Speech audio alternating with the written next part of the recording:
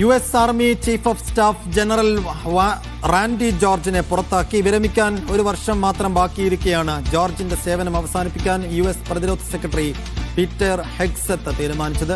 ട്രംപിന് കൂടുതൽ വിശ്വസ്തനായ മേധാവിയെ കൊണ്ടുവരാനാണ് നീക്കം എന്നാണ് റിപ്പോർട്ട്. ഇറാനിലെ പാലങ്ങളാണ് അടുത്ത ലക്ഷ്യമെന്ന് US പ്രസിഡന്റ് ഡൊണാൾഡ് ട്രംപ്. തുടർന്ന് വൈദ്യുതി ഉൽപ്പാദന കേന്ദ്രങ്ങൾ ലക്ഷ്യം വെക്കും.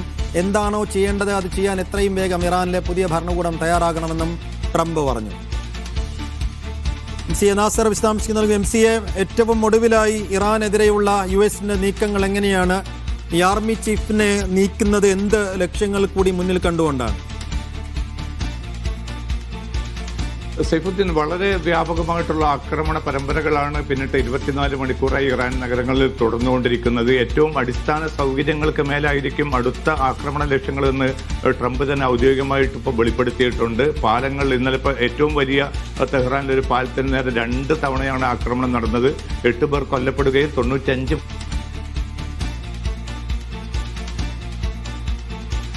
ഊർജ്ജ കേന്ദ്രങ്ങൾ ഉൾപ്പെടെയുള്ള അടിസ്ഥാന സൗകര്യങ്ങളിലേക്ക് കൂടി ഈ ആക്രമണം വ്യാപിപ്പിക്കാനുള്ള ഒരു നീക്കം മുന്നോട്ട് പോവുകയാണ്. ആ സമയത്ത് തന്നെയാണ് ഹോർമസ് കടലിടുക്കിൽ സൈന്യത്തെ ഉപയോഗിക്കാൻ ലോകരാജ്യങ്ങൾക്ക് അനുമതി നൽകുന്ന ഒരു പ്രമേയം UN രക്ഷാസമിതിക്ക് മുമ്പാകെ കൊണ്ടുവന്നിട്ടുണ്ട്. പക്ഷേ ആ പ്രമേയത്തിനെതിരെ അതിശക്തമായിട്ടുള്ള റഷ്യയും ചൈനയും ഒക്കെ ഉന്നയിച്ചതായിട്ടുള്ള റിപ്പോർട്ടുകൾ കൂടി പുറത്തു വരുന്നുണ്ട്. ഇത്തരം പ്രകോപനപരമായിട്ടുള്ള നീക്കം തുടരുകയാണെങ്കിൽ ഹോർമസ് കടലിടുക്കിന്റെ മേൽ കൂടുതൽ നിയന്ത്രണം ഏർപ്പെടുത്തേണ്ടി വരുമെന്ന മുന്നറിയിപ്പ് ഇറാനും നൽകുന്നുണ്ട്. അതിനിടെയാണ് പ്രതിരോധ സെക്രട്ടറിയുടെ പ്രഖ്യാപനം ഇന്നലെ വന്നത്.